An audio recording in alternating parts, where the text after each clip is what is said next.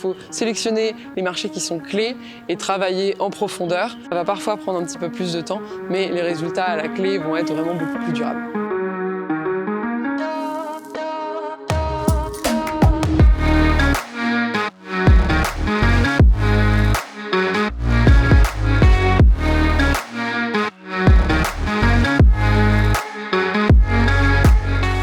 Bonjour et bienvenue à ce nouvel épisode de Singapour Bonanza, une série de Scale-up Masterclass pour les founders qui souhaitent faire grandir leur business en Asie-Pacifique. Je suis Julien Condamine, directeur général de Co-Creation Lab. Notre truc à nous, c'est d'aider les entreprises à se réinventer, les grandes, les petites, et à réinventer le futur de leurs opérations. Je suis aussi un membre hyper actif de la French Tech Singapour, l'un des hubs d'affaires les plus dynamiques en Asie. Aujourd'hui, on est à Garden by the Bay, l'un des parcs préférés des touristes, mais aussi des habitants de Singapour. Le parc héberge notamment le Superdome, une serre tropicale, mais également les Super Trees. Un endroit privilégié donc pour rencontrer l'une des super scale-up de la French Tech, AB Testi, et la superwoman qui la dirige en APAC, Julia Simon. AB Testi est arrivée il y a quelques années au Red Dot, comme on surnomme parfois Singapour, le point rouge. Elle y a rejoint ses grandes sœurs de l'advertising à la française, comme Criteo et Tits, installées déjà ici depuis plusieurs années. Julia était le moteur de la croissance d'AB Testi depuis Singapour, et notamment grâce à la construction de partenariats stratégiques. C'est d'ailleurs ce point en particulier qu'on va explorer dans cet épisode.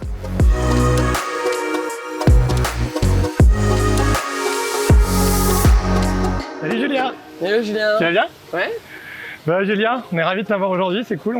On a une pépite de la French Tech 100 en 2020, French Tech 40 en 2021, vous arrêtez plus, l'année prochaine c'est quoi? C'est French Tech One, il y a un truc comme ça? French Tech dans l'espace. French Tech dans l'espace. Julia, on est ravis de t'avoir aujourd'hui, tu es directrice générale de AB Testi en Asie-Pacifique. On n'a pas beaucoup de leaders femmes, donc ça nous ravit d'autant plus parce que voilà, grâce à toi on augmente la représentativité ici et on espère qu'il y en a d'autres qui vont suivre le fil. On va peut-être commencer par expliquer ce que c'est qu'AB Testi, si tu veux bien. Oui, avec plaisir. AB Testi, on est une plateforme d'optimisation des conversions. On va accompagner des entreprises comme FWD Insurance ici, Zalora ou bien Calvin Klein ou L'Oréal dans l'optimisation de leur vente en ligne et également de l'expérience utilisateur. Donc Juliette travaillait chez AB Testi en France et après quelques années tu es venue ici, je crois que ça. Donc maintenant ça fait quoi? Ça fait 3 ans que tu es ici à peu près? Exactement. Il y a combien d'employés à Singapour depuis que tu es arrivé? Alors on est resté un petit bureau, on est 6. C'est un bureau qui est essentiellement commercial, customer success, marketing et puis partenariat. D'accord. Et est-ce que tu étais la première ici sur place? Oui, on a ouvert le bureau à 2 avec mon collègue Edouard qui lui est plus sur la partie customer success et moi sur la partie sales et team lead, on va dire. Et dis-moi du coup, est-ce que vous êtes uniquement à Singapour? Est-ce que vous avez des bureaux ailleurs ou est-ce que vous opérez tout depuis Singapour?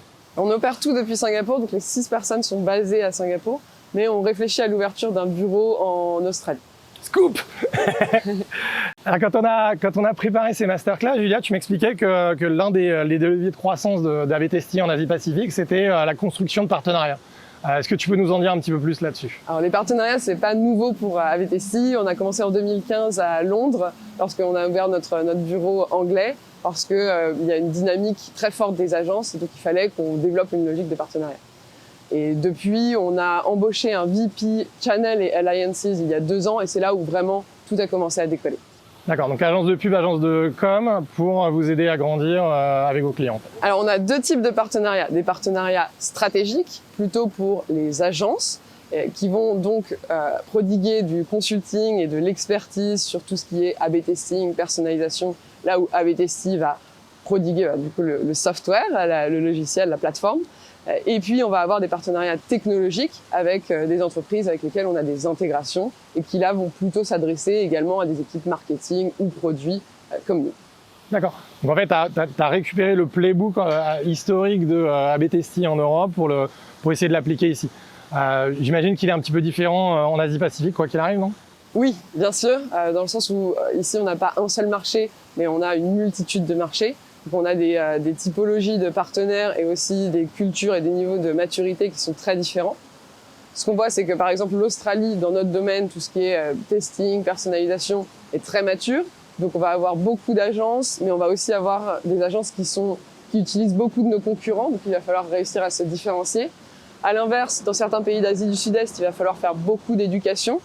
Et par exemple au Japon, j'en parlerai un petit peu plus tard, mais on a vraiment une dynamique qui est complètement différente puisqu'on a une barrière qui est à la fois culturelle et linguistique.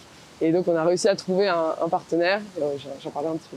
Ok, donc intéressant ça, parce que du coup, même quand vous construisez des partenariats, vous avez besoin de faire face à la concurrence auprès même de vos partenaires. Donc ça, c'est intéressant, c'est un point qu'on aura l'occasion d'explorer.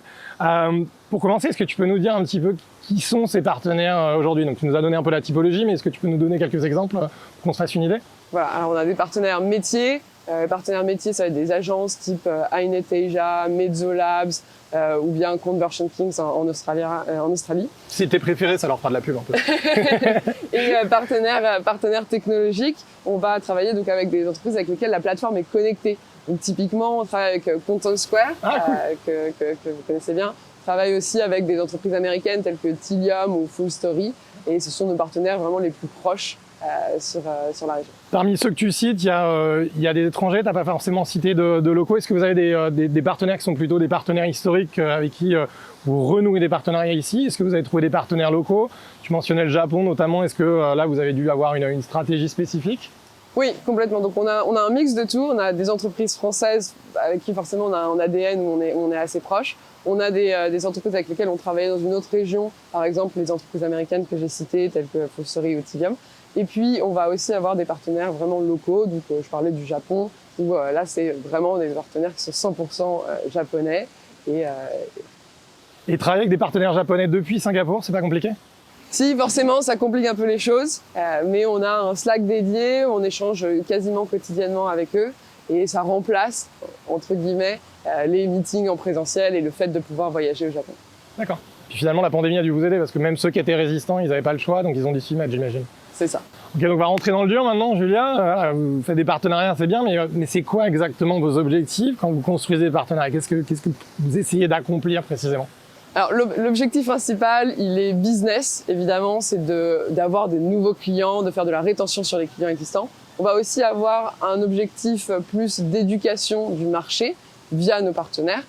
Et puis un autre objectif qui là va être plutôt marketing, mais qui est lié au business, puisqu'on va faire des événements avec les partenaires pour avoir une plus grosse base de leads et derrière avoir la possibilité aussi de diviser les coûts par deux, ce qui marche plutôt bien. Ok, donc évangélisation / éducation, un peu de co-marketing avec les partenaires, et finalement tout ça pour arriver à de l'acquisition au final, d'avoir des nouveaux clients. C'est ça, c'est complètement lié puisque quand on va faire des événements, c'est derrière pour avoir des leads qui se transforment en opportunités et derrière en clients. Comment est-ce que vous établissez des objectifs communs avec ces partenaires quand vous approchez les clients ensemble ou quand vous leur demandez finalement d'aller prospecter pour vous? Ouais. Alors, nos partnership managers, chaque partnership manager a des objectifs à la fois de deal sourcé. Donc, typiquement, une agence va voir qu'il y a un potentiel intérêt pour ABTSI et va nous faire une introduction auprès d'un de ses clients. Et aussi des deals influencés. Et avec les deals influencés, là, on va chercher à avoir de l'information, de l'accès et donc potentiellement réussir à comprendre un petit peu mieux le decision process chez les clients. Et c'est comme ça que ça, c'est vraiment les objectifs de notre partnership manager. On va s'aligner avec les agences, avec les partenaires, avec un modèle business de commission d'apporteurs d'affaires. D'accord. Donc un niveau, en fonction du niveau de qualification, plus le lead a été réchauffé, plus finalement ils vont gagner dans le deal, quoi, c'est ça? Oui, et aussi en fonction du partenaire. On a des partenaires qui sont sur un tier plutôt gold, des partenaires qui sont plus silver, et donc chaque partenaire va s'engager à nous faire des introductions à un nombre de clients par an. D'accord, donc en plus vous arrivez à les intéresser à une manière un peu plus long terme et pour arriver à construire un partenariat dans le temps, c'est ça? C'est ça. Mais ça me demande aussi de notre côté de l'investissement puisque on va les aider à se former à la plateforme et on va les accompagner sur leur utilisation sans frais spécifiques. Alors du coup, la question qui tue, comment ça se passe quand l'un des partenaires n'atteint pas les objectifs que vous êtes fixés ensemble? C'est une discussion, c'est-à-dire que on a de toute façon des revues de pipe très récurrentes et des mappings de comptes avec nos partenaires toutes les 2 semaines ou tous les mois. Donc on a des échanges réguliers, ça ne devient pas une surprise. Donc si on voit que le partenaire a vraiment fait des efforts, effectivement, on va peut-être voir pour prolonger le partenariat. Si on voit que ça ne va que dans un sens, peut-être qu'il n'y a que ABTSI qui fait des efforts, on va peut-être mettre fin au partenariat aussi. C'est pour ça qu'on a des durées de partenariat qui sont d'1 an, qui nous permet de revisiter chaque année. Et alors, si je peux approfondir un petit peu ce point-là, du coup, comment donc les partenaires, c'est pas leur métier de vendre à BTST. Ça, c'est, enfin, vous faites le software, vous voulez le donner aux clients. Eux, ils ont un service qui est différent. Comment est-ce que tu arrives à les intéresser finalement à s'approprier votre solution et à en devenir un distributeur pour votre compte? Au-delà du fait qu'effectivement c'est un revenu, mais ça veut dire qu'ils ont besoin de déployer des ressources en plus pour ça. Comment est-ce que ça se construit un partenariat comme ça? Effectivement, on a différentes typologies de partenaires. Certains dont ce n'est pas le métier de vendre à BTST, comme tu dis, auquel cas ça va être des partenaires qui sont un peu plus opportunistes. Quand de temps en temps, ils décèlent qui potentiellement il pourrait y avoir un intérêt chez leurs clients, ils vont positionner à BTST, mais à ce moment-là, ils sont pas forcément des partenaires gold chez nous, mais à un niveau un petit peu plus bas. Et on va avoir des échanges un petit peu moins réguliers. Et on va avoir des partenaires dont vraiment c'est le métier de faire de l'A/B testing, de la personnalisation. Et eux, ils ont besoin d'un outil au quotidien. Et là, typiquement, c'est le type de partenaire qu'on va rechercher. Et où potentiellement, on peut avoir un peu plus de concurrents aussi dans la boucle. Ok, donc très clair sur les objectifs. Maintenant, ce que je pense serait intéressant d'explorer ensemble, c'est pourquoi les partenariats par rapport à autre chose et quelque chose de plus direct, par exemple. Donc, on va continuer si tu veux bien.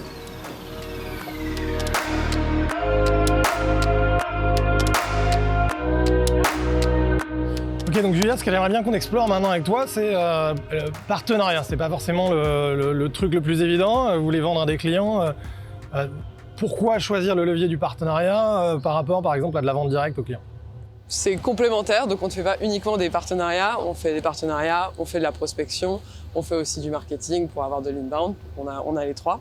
Ce qu'on voit, c'est qu'en termes de partenariat, lorsqu'il y a un partenaire qui est sur l'opportunité, on a plus de 30% supplémentaire de gagner le deal versus si on est tout seul à adresser cette opportunité. Donc très clairement, ça va augmenter notre chance de gagner, donc plus de business. Après, c'est aussi un choix, typiquement sur le Japon, où on n'a pas d'équipe sur place et où le marché, les Japonais parlent pas forcément très bien anglais et culturellement c'est complètement différent, donc on est obligé de passer par un partenaire ou bien parce que la vente directe n'est pas possible typiquement. Un exemple précis qui te vient en tête d'un partenariat qui s'est bien passé, un truc récent par exemple? Oui, j'ai un exemple avec Content Square d'ailleurs. On travaillait tous les deux sur un prospect mutuel et on a tous les deux apporté de la validation en prouvant que on était des partenaires qui travaillaient bien ensemble. Et pour la petite histoire, on a signé le contrat le même jour, Content Square et A/B-Testing. Ok, on va se parler des défis aussi du coup, parce que j'imagine que c'est pas toujours aussi simple qu'on aimerait. C'est quoi les difficultés qui se présentent quand on fait des partenariats?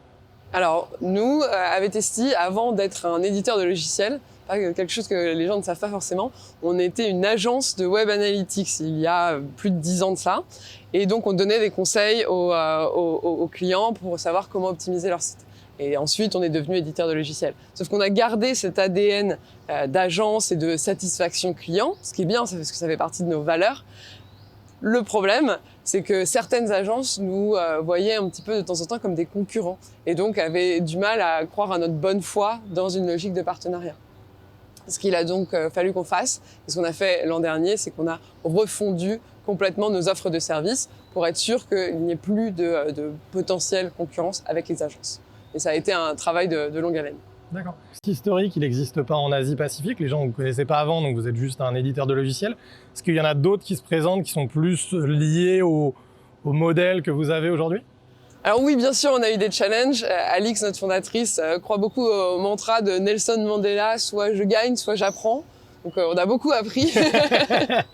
Et pour le coup, on a eu des modifications à faire aussi d'un point de vue plateforme, parce que dans notre plateforme, on avait des outils qui pouvaient potentiellement faire concurrence à certains partenaires. Et donc pour pouvoir avoir un partenariat qui fonctionne bien, on a décidé de mettre fin à des modules de l'outil qui n'étaient pas forcément pour notre core business. Entre nous, là, tu nous as parlé du mariage parfait avec Content Square. J'imagine que ce n'est pas toujours le cas. T'en as un qui a foiré, dont tu te souviens, et qui vous a permis d'apprendre particulièrement de beaucoup de choses? Oui, alors on a appris aussi récemment. En fait, on s'aperçoit aussi que parfois, il y a des partenaires avec lesquels Le fit qu'on pensait bon n'est pas forcément top après quelques mois. Et c'est un peu comme dans une relation, si il y en a qu'un qui a investi, ça ne va pas forcément fonctionner. Et là, on a mis fin à un partenariat il y a quelques semaines parce qu'on se rendait compte qu'il y avait beaucoup de choses à faire et pas assez d'efforts de la part du partenaire. Donc on a décidé de se séparer. Pas pour autant que ça sera à vie, mais potentiellement, ils ne mettaient pas assez de moyens pour une réussite. Donc, je rebondis là-dessus, comme on est en Asie du Sud-Est et pour plein d'entrepreneurs français et même du monde entier, c'est une région qui est encore assez alien. Est-ce qu'il y a des différences culturelles ou des spécificités de la région qui viennent entraver ce process de construction de partenariat ou des choses que vous avez dû adapter d'un playbook qui soit plus Southeast Asia que celui que vous avez en Europe? Oui, complètement. Alors typiquement sur notre modèle traditionnel, on a une commission d'apporteurs d'affaires et donc les agences, lorsqu'elles nous présentent à un nouveau client et qu'on signe le nouveau client, vont récupérer une commission. Au Japon, par exemple, on travaille avec un agreement de reseller et donc c'est eux qui vont faire la vente directement et nous on va facturer à notre partenaire. En fait, ça fait du sens parce que dans le modèle traditionnel, nous, à BTC, on va délivrer la formation. Sauf que on peut pas le faire au Japon puisque beaucoup des clients, des prospects ne comprennent pas ou n'ont pas une suffisamment bonne maîtrise de l'anglais. Et nous, on n'a pas de team member qui parle japonais. Donc, ça nous permet aux partenaires de vraiment concentrer 100% des efforts et gérer de A à Z la relation. Et nous, on met à disposition l'outil. C'est pour ça que le partenaire, le programme de reseller est celui qui fonctionne le mieux. Donc finalement, votre partenaire devient votre client qui ensuite revend la solution à quelqu'un d'autre. C'est ça. Et ça, c'est quelque chose qu'on fait qu'au Japon, avec ici. Ok, donc je voudrais revenir un petit peu sur ce que tu disais, que vous avez des canaux complémentaires, vente directe, partenariat. À quel moment quels sont les indicateurs qui vous font penser que le partenariat, c'est la bonne approche sur un deal en particulier ou sur un contexte en particulier? Alors déjà, quand on fait une phase de découverte avec un client, on va toujours poser la question, est-ce que vous travaillez avec une agence? Est-ce que vous travaillez avec certains de nos partenaires? Ce qui va nous permettre de déjà avoir une première idée de l'écosystème et de savoir qui va pouvoir nous appuyer potentiellement. Ensuite, on va avoir certains clients qui ont besoin de full délégation, c'est-à-dire qu'ils ne veulent pas toucher à l'outil, ils veulent juste payer des services et avoir le résultat final. Là, typiquement, si nous, on prend en charge, côté ABTST, Customer Success, ce type de client, ça va être beaucoup de travail, ça va pas être notre cœur de métier. Donc, on préfère positionner des agences qui vont vraiment avoir cette expertise pour le client. D'accord. Donc, vous approchez un client et vous apercevez qu'il a une agence et donc là, à ce moment-là, c'est vous qui allez amener l'agence finalement dans le deal plutôt que de lui vendre en direct parce que du coup, vous lui déléguez une partie et parce que ça fait que la solution sera mieux délivrée finalement, c'est ça?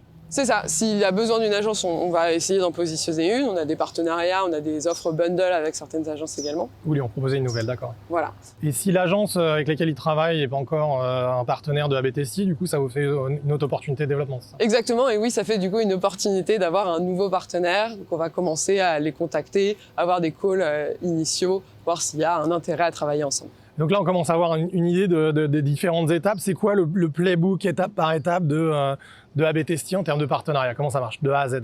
Alors, dans un premier temps, on va avoir un call d'introduction pour essayer de comprendre quelle typologie de clients ils accompagnent, quels sont les outils qu'ils peuvent utiliser, est-ce qu'il y a un intérêt à travailler ensemble, est-ce qu'on a déjà des clients qui sont mutuels.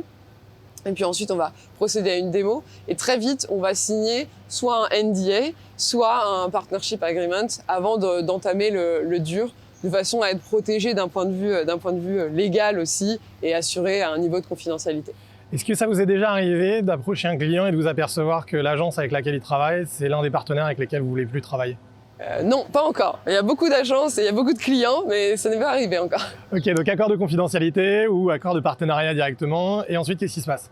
Alors ensuite, si on est sur un partenariat stratégique, donc une agence, on va les former, on va leur donner accès à notre portail où ils ont une intégralité de ressources qui sont dédiées pour les partenaires, vu qu'on a plus de 150 partenaires partout dans le monde. Et puis si c'est un partenariat technologique, on va faire en sorte que la documentation d'un point de vue marketing sur la connexion entre nos outils fonctionne bien. Et ensuite, on va mettre en place toutes les 3 semaines des calls de revue de pipe et d'account mapping pour discuter les opportunités en cours. Donc là, on a un logiciel qui nous permet de voir qui sont les clients / prospects des uns et des autres et où est-ce qu'on peut se donner de l'information qui fait du sens. D'accord. Et donc là, on arrive finalement au moment où par délivrer. Comment ça se passe? Qui c'est qui délivre la solution et comment est-ce que vous entendez dans ce partenariat? Eh bien, la plupart du temps, on a une introduction de la part du partenaire. Et donc, on va prendre en charge la démo puisque c'est notre plateforme. Donc, on est quand même les experts et les plus à même de présenter et de vendre ce produit. Et après, on a donc un système de rétrocommission pour la mise en relation. On sait qu'il y a les bons partenaires et il y a les mauvais partenaires. C'est quoi un bon partenaire pour travailler avec AB Testy? Un bon partenaire, c'est quelqu'un qui va m'apporter du business. Non, plus sérieusement, c'est voilà, quelqu'un qui va vendre à une même typologie de clients. On s'adresse aux mêmes personas. Le mieux, c'est quand on a une intégration, quand on a un storytelling qui fasse du sens.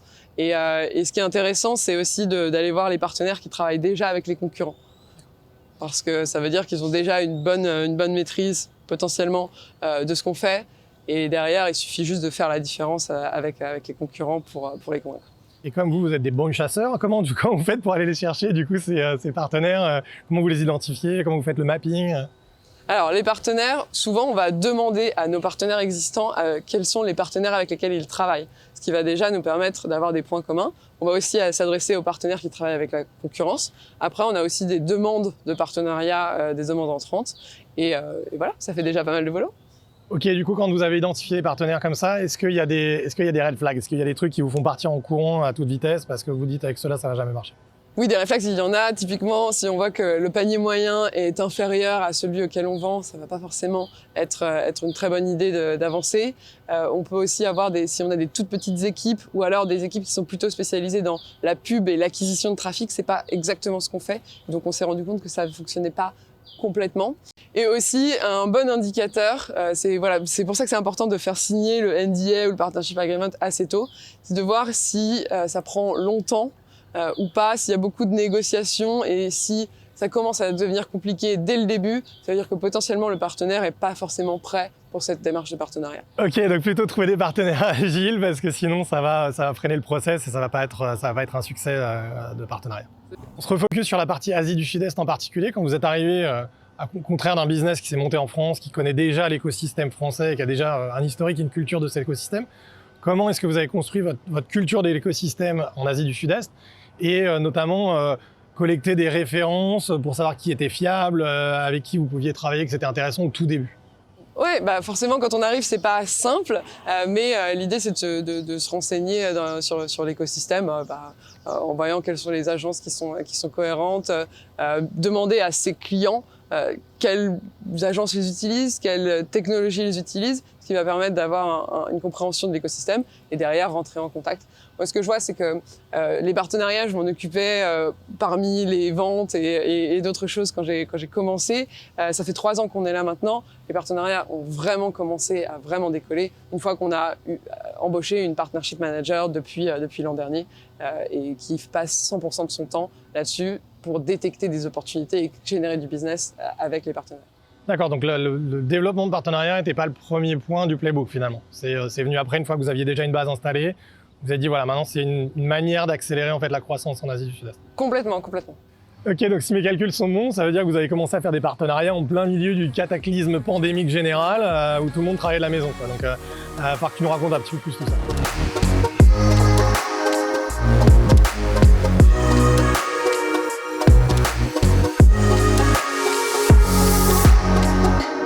Donc Julien, on est à Singapour, qui est réputé quand même pour être une plateforme, un hub en Asie-Pacifique.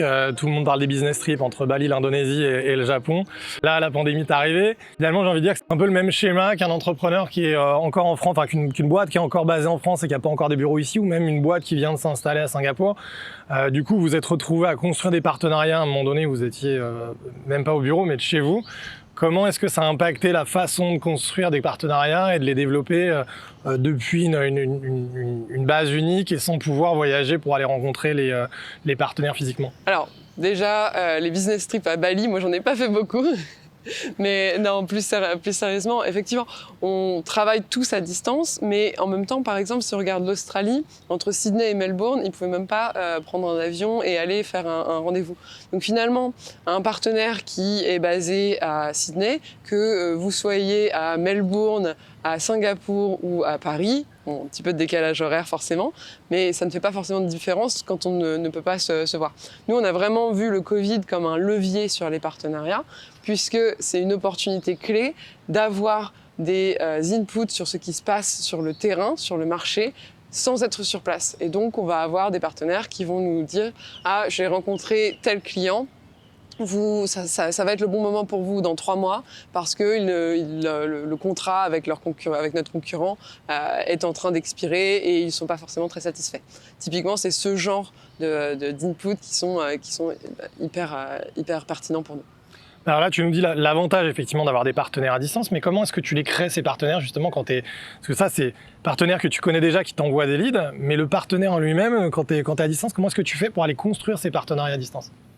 Eh bien, par exemple, la façon dont on fonctionne, c'est que nos partenaires vont nous référer à leurs partenaires et on va avoir des calls, des premiers calls initiaux pour savoir si c'est pertinent de travailler ensemble ou pas. Et puis après, c'est un funnel, donc on va voir et si on passe les différentes étapes, on va décider de travailler ensemble. Et pour les premiers, comment vous avez fait du coup quand tu es arrivé et que vous n'en aviez pas encore? Est-ce que tu as récupéré des partenaires historiques de ABTST? Est-ce que tu as été chercher aux alentours de Singapour? Comment tu t'y es pris? C'est ça, donc d'abord on s'est concentré sur les partenaires avec lesquels on travaillait déjà dans certaines régions du monde ou sur certains clients, même si ce n'est pas forcément en zone APAC. Ça a été nos tout premiers partenaires. Je pense par exemple à Mezzolabs qui est basé à Singapour et à Hong Kong. Mais initialement, on travaillait avec eux au UK typiquement. Tilium, on travaillait avec eux aux US et donc on a commencé à travailler avec eux à Singapour. C'est comme ça qu'on a fait. Et puis après, on a très simplement regardé quelles sont les agences d'expérimentation à Singapour, en Thaïlande, et puis on a commencé à initier des discussions. J'ai aussi utilisé le réseau français sur LinkedIn, voir les Français qui travaillent dans des agences, dans des boîtes tech, et commencer à se renseigner pour essayer de comprendre. Forcément, ça aide un petit peu la French Mafia quand on arrive. On a dit la French Tech. Ok, donc leverager la diaspora tech française, effectivement, qui marche bien et qui a un biais vers l'entraide. C'est quoi le partenariat qui, d'après toi, a le plus réussi en APAC et dont tu es le plus fier aujourd'hui? La réussite la plus fulgurante, c'est en tout cas avec notre partenaire japonais, Gaprise, qu'on a signé avec eux début juin et ils nous ont positionnés sur 2 deals qui ont été signés avant fin juin, donc en quelques semaines seulement. Donc ils ont fait toute la partie certification, training hyper rapidement et voilà, c'est des partenaires qui étaient matures, qui savaient ce qu'ils voulaient et la façon dont on les a rencontrés, c'est que c'est notre partnership manager qui cherchait une agence au Japon et qui a vu que cette agence travaillait avec nos concurrents et en les contactant, ils se sont rendus compte qu'ils n'étaient pas satisfaits de nos concurrents et donc intéressés pour switcher d'outils. Alors Julia, tu as beaucoup parlé des partenaires que vous allez approcher et avec qui vous créez une relation proactivement. Est-ce que ça vous arrive d'être approché par des partenaires potentiels ou est-ce que c'est systématiquement vous qui initiez la relation? Non, on a pas mal de demandes entrantes de partenaires, tant agence que boîte tech. Boîte tech, forcément, on va plutôt essayer de travailler sur une intégration parce que ce qui est idéal lorsqu'on va faire des événements ensuite, c'est d'avoir un client qui est mutuel, qui utilise les 2 plateformes et qui va raconter une histoire de quels sont les bénéfices qu'il en retire, plutôt que d'avoir simplement 2 sales guys de 2 boîtes tech qui vont pitcher. Ça fait beaucoup plus de sens. Et après, sur la partie agence, on a aussi des demandes entrantes, soit directement sur le site. Et en fait, ça va être des personnes qui ont réalisé qu'elles s'adressaient à un client d'ABTST et potentiellement veulent nos inputs, veulent un petit coup de main pour réussir à remporter l'affaire, par exemple. Et du coup, si demain, vous avez un partenaire qui vous approche, c'est quoi la bonne matière d'approcher d'ABTST et de vous mettre l'eau à la bouche, justement, vous donner envie de travailler ensemble? Quand un partenaire nous approche, ce qu'il va attendre de nous, c'est un coup de main sur un deal spécifique. Nous, ce qui va nous intéresser, c'est quels sont nos clients en commun, nos clients mutuels, et puis aussi, quels sont ces clients qui potentiellement pourraient devenir des clients d'ABTST qui pourraient nous aider à générer du business. Ok, donc faire son homework et regarder un petit peu dans la base dans le portfolio existant, comment est-ce que vous avez trouvé des synergies et du coup vous approchez avec ça et avec l'approche business de comment on va déployer plus de business ensemble. C'est l'idéal. Ok, donc Julia, là, on a parlé beaucoup de l'interface externe avec les partenaires, comment vous les approchez, comment vous travaillez avec eux. En interne, comment ça se passe cette intégration des partenariats? Comment est-ce que vous coordonnez les équipes d'ABTST pour faire en sorte que ce partenariat délivre et aussi pour que les équipes soient enthousiastes à l'idée de travailler avec des partenaires? Effectivement, il y a pas mal de synergies internes à avoir. C'est pour ça que c'est important d'avoir l'appui du C-level et CEO et co-founder sur ce type de démarche, puisque différentes équipes vont être impactées. Les équipes techniques, quand il s'agit de créer des partenariats et des intégrations avec des boîtes tech, on va aussi avoir les équipes commerciales. Et les équipes commerciales, il faut que ce soit le plus simple possible, puisque ajouter un partenaire dans la boucle, ça peut parfois leur demander un petit peu plus de travail, un petit peu plus de coordination. C'est pour ça que nous, on a mis en place des incentives, ce qui fait que si un sales signe un deal ou avec un partenaire qui délivre le support au lieu de notre équipe Customer Success, il va avoir un accélérateur et en général, c'est plutôt un bon levier de motivation. Ok, donc Julien, on arrive bientôt à la fin de notre épisode. Ça fait 3 ans que tu es ici à Singapour. Ce serait quoi le conseil que tu donnerais à Julia il y a 3 ans ? Ça serait de se focus parce que quand on arrive à Singapour, on voit qu'il y a une multitude de pays, il y a une 50aine de pays sur la région, on a envie d'être partout, tout le temps et ce n'est pas possible parce qu'on s'épuise et finalement on fait rien de bien. Donc il faut sélectionner les marchés qui sont clés et travailler en profondeur. Ça va parfois prendre un petit peu plus de temps, mais les résultats à la clé vont être vraiment beaucoup plus durables. Donc priorisation, focus, vraiment se concentrer sur les leviers de croissance les plus importants et les marchés qui vont être les plus importants plutôt que d'essayer de mitrailler tout le monde. Avant qu'on se quitte, Julia, sur quoi vous travaillez en ce moment et qu'est-ce qui vous excite au maximum ? Alors j'ai fait un petit teasing au début, mais on est en train de travailler à l'ouverture d'un bureau en Australie, donc c'est le projet principal qui nous occupe en ce moment. Et vous allez envoyer des équipes là-bas du coup ? C'est l'idée, on va recruter sur place et on va envoyer des équipes là-bas. Excellent, du coup on vous souhaite plein de succès pour cette expansion encore plus internationale, encore un nouveau continent. On espère que ça va super bien se passer. En tout cas, merci infiniment pour ton temps et pour avoir partagé vraiment le playbook d'AppTesty sur la construction de partenariats. Et on espère que ça servira à toutes les pépites de la French Tech qui vont nous rejoindre dans les prochaines années. Merci beaucoup Julia. Merci Julien, c'était un plaisir. Merci d'avoir assisté à cette masterclass avec Julia de AppTesty. Julia nous a partagé le playbook complet du développement de partenariats stratégiques d'une des plus belles SaaS françaises. On espère que ça vous a plu. Voilà les insights qu'il faut en retenir. Bon, choisir les bons partenaires. Ça peut paraître évident avec du recul, mais dans le feu de l'action, avec la pression des chiffres, il peut être tentant d'accepter et de tester un petit peu tout et n'importe quoi et n'importe quel type de lead. Pourtant, pour qu'un partenariat soit prolifique, les partenaires doivent être alignés sur une typologie de clients, des offres complémentaires, voire intégrées, et un storytelling consistant. Chasser en meute. Pensez pas un partenariat comme un coup de poker unique. Il s'agit d'éducation du marché, de co-marketing ou de partenariat technologique. Pour que ça fonctionne, il faut partager les infos, il faut ouvrir son portefeuille de clients et de partenaires, identifier toutes les opportunités de collaboration possibles et monter un plan d'action commun. Investir en interne. Pour qu'un partenariat fonctionne, c'est pas juste du fait de votre partenaire. Il ne s'agit pas juste de closer un deal et basta. Avoir une ressource dédiée qui se concentre sur le développement et la coordination permet d'assurer que ce partenariat va fleurir et délivrer sur le long terme. Par ailleurs, aligner les incentives des équipes en interne, c'est aussi essentiel. Au final, un employé fait ce qu'il est payé pour faire. Donc si vos équipes techniques et commerciales n'ont pas d'objectif ou de rémunération liés au résultat du partenariat, le partenaire va vite se sentir délaissé.